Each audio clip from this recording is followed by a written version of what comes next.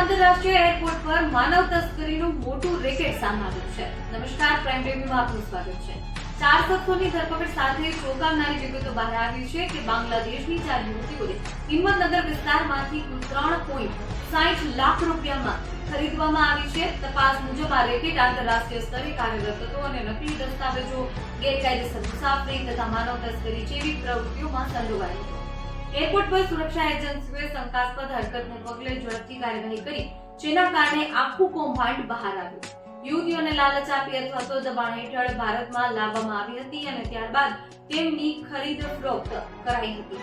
નકલી પાસપોર્ટ અને દસ્તાવેજોના આધારે તેમને વિદેશ મોકલવાની તૈયારી હતી, જ્યાં ગેરકાયદે કામ ધકેલવાની આશંકા છે. હાલ પોલીસ દ્વારા ચારેય આરોપીઓની પૂછપરછ ચાલી રહી છે અને રેકેટના બીજા સભ્યો, દલાલો તેમજ આંતરરાષ્ટ્રીય કનેક્શન અંગે તપાસ વિસ્તાર થઈ છે.